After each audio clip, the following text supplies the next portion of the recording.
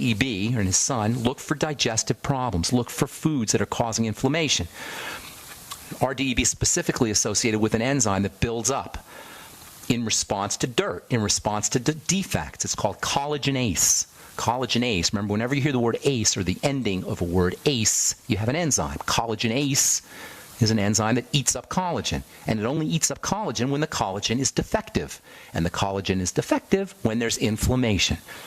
So for this kid with this RDEB, recessive dystrophic epidermolysis bullosa, look for digestive issues. Use digestive support. Use the Biolumin Nightly Essence. Make sure you're on the Healthy Start Pack so you're getting your Mighty 90 essential nutrients. Make sure you're pounding the essential fats with foods.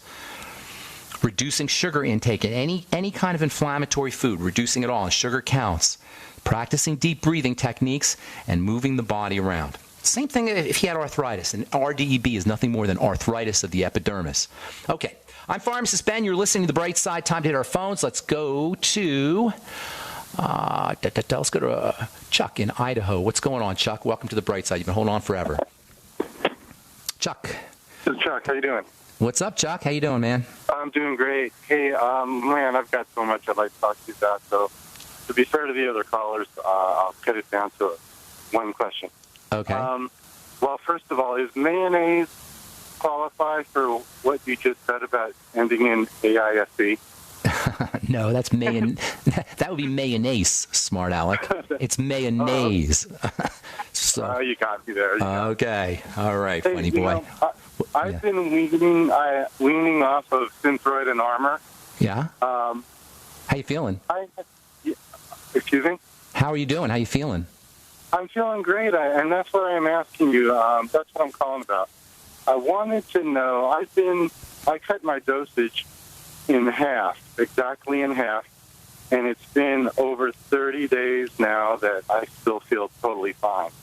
Praise God. I can't tell you how many times I hear that. People just get thrown on these drugs. And by the way, Synthroid and Thyroid are the best-selling drugs in America, among the best-selling drugs in America. I think they're number one this year. Go ahead. I'm sorry. That's okay. So now, whenever I would go to the doc and get blood tests and do the numbers thing, he would always wait 2 or 3 months whenever we would make an adjustment on the dose. Yeah. And I'm wondering if that's really necessary. After 30 days... Nobody knows what they're doing, Chuck. They don't understand. They're just throwing stuff against the wall and see what sticks, period. When you have hypothyroid, this is the problem with the thyroid, with treatment for the thyroid. If you have a thyroid problem, you don't have a thyroid hormone problem. That's a symptom. The problem is in the gland. Do you follow me? And so replacing the hormone without fixing the gland doesn't help you, because now the body's got this foreign hormone that it has to figure out how to deal with, and that's why your dose has to keep changing. Hang on, Chuck. I'm going to finish up when we come back from our break. We got Elena George coming up at the bottom of the hour.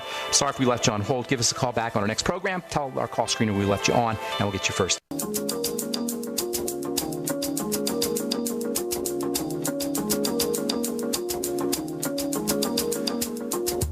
We are back on The Bright Side. I'm Pharmacist Ben. We're on the air Monday through Friday, 8 to 9 Pacific and 10 to 11 Central Time, 24/7 on our archive page at brightsideben.com. Got 4+ years of archives, lots of good health information at brightsideben.com. Also, benfuchsarchives.com, and both pages have search engines. You can also go to my blog, pharmacistben.com or criticalhealthnews.com. And if you're interested in purchasing any of the Truth products, Truth Skin Health products, including our retinol 5% gel, go to truthtreatments.com, truthtreatments.com.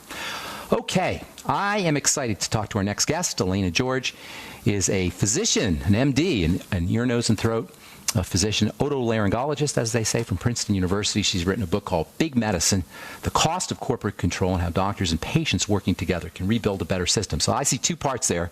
I see the cost of corporate control, and then I see part two, how doctors and patients working together can rebuild a better system. And those are two separate ideas that I want to talk about with Dr. Elena George. Welcome to The Bright Side, Dr. George. Thank you so much for having me on. Thank you for wanting to be on. So I love the title of the book, first of all, Big Medicine, because we always hear about big pharma, but we don't really hear a lot about big medicine, right?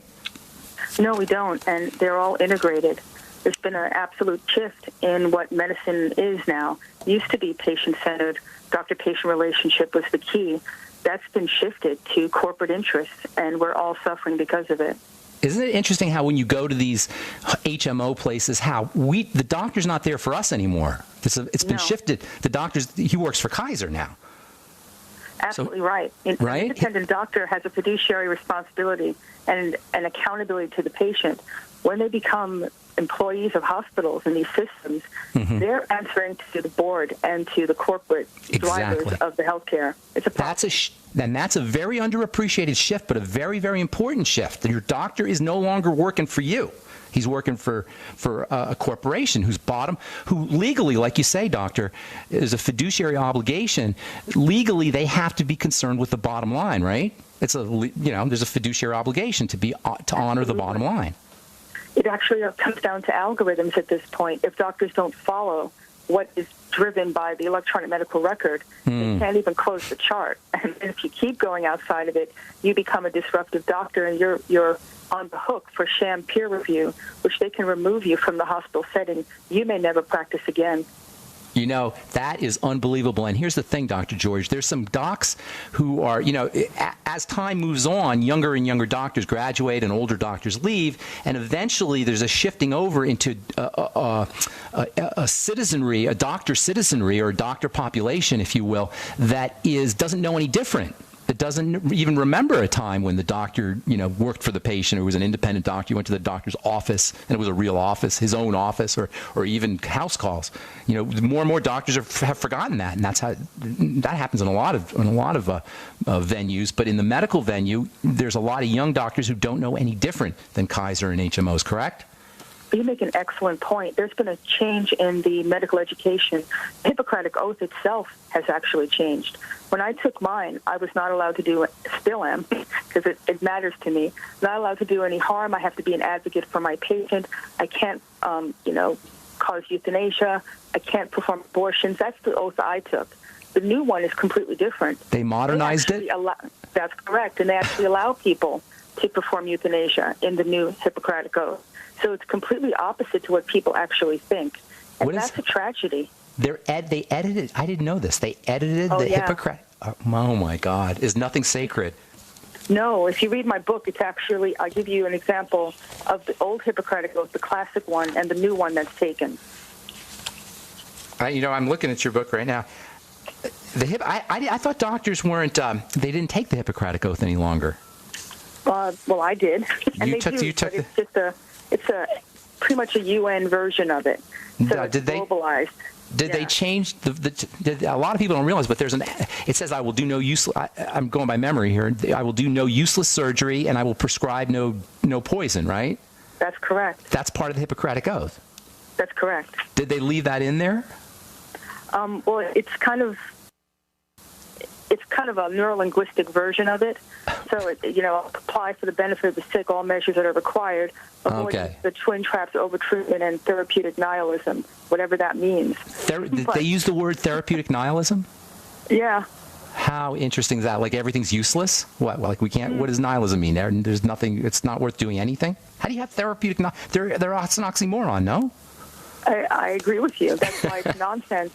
It allows people to actually talk about end-of-life decisions instead of actually trying to help the patient and pushing people into a hospice track. I mean, it's not about health care. The Affordable Care Act was about control. Absolutely. Control of 1/6 of the economy, control of patient choices. I mean, I'm all about individuality and independence. And if people choose a natural method of treatment, I'm all for that. But in this system, it's being negated and it's being demonized. And they are systematically removing doctors who actually want to help people, who actually want to get them better. It's all about giving you a drug at this point and putting you on a track. And if you're too expensive, make you comfortable. How about the idea of co-opting the alternative strategies with, for example, I'm thinking about there's these essential fatty acid drugs. Have you heard about these? This thing called Corgard, which is like fish oil, but it's a prescription and costs you $100 a bottle. Yeah. Well, it's actually a scam by the pharmaceutical industry, isn't it? They take what's natural, they make it somehow, they try to co-opt it, make it, trademark it, they patent it. Yeah. And put a little ester on it or something. You 10 times more. I agree. How do you like that? I don't. And that's the problem. And more doctors actually need to speak up about that. Now, are you seeing patients, Dr. George, or are you, at this point, a troublemaker? I'm saying that I'm a in a kind way. Yeah, I see patients. I'm actually talking with you now in my lunch hour. I love what I do. I'm a doctor. I see patients every day, and I'm proud to say I'm an independent doctor. I'm not on the payroll of any hospital. I take care of my own patients, and my responsibility is to follow the Hippocratic Oath. And that's why I wrote the book. I wanted people to understand, finally, from a doctor's perspective who practice, why it broke, who are the players who broke it, and more importantly, how you get around this system. Now, I have a lot of friends who are physicians. I've been a pharmacist for 30 years. So, for the most part, the individuals who are physicians are good people. They want to help. They want to make a difference. And I'm somewhat guilty of beating up on the profession. I don't know if, you've probably listened to my program a little bit. So, I'm kind of guilty of it. And I know doctors are demonized in a certain part of the alternative marketplace, if you will. How do you feel about that as a physician? Are you embarrassed, or do you want to, what's your take on it as a physician, as a member of this kind of profession that has done so much, has misled people, even though the individuals are kind, as the profession that has misled people so much? How do you feel about that personally? Well, I personally think it's been hijacked by corporate interests, and I think that our AMA has sold a bill of goods to doctors and patients, and they don't work for us anymore. They're actually in bed with the corporate interests. That's what the coding system's all about. That's what demonizing supplements are all about.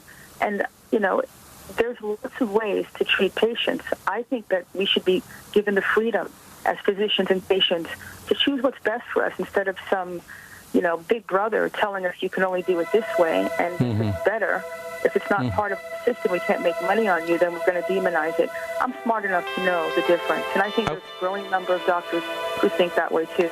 Dr. George, we've got to take a break. When we come back, I want to talk to you about the second part of your subtitle, How Doctors and Patients Working Together Can Rebuild a Better System. We're talking to Dr. Elena George. Her book is Big Medicine.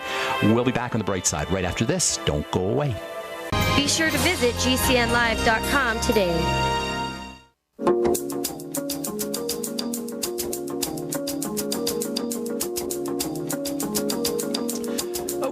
We are back on the bright side talking to Dr. Elena George about her book, Big Medicine. Doc, before I forget, give out your website real quick, and how can people get a hold of you if they want to talk to you more or get more information about what you're talking about? They can go to drelenageorge.com. That's ELAINA, George like the man's name.com. I've been writing about this for about 4 years or 5 years now, so there are also blogs and some links that I think people will find really helpful. What is your blog website?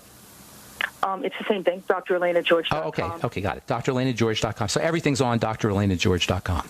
That's correct, even how to get the book. Okay, good deal.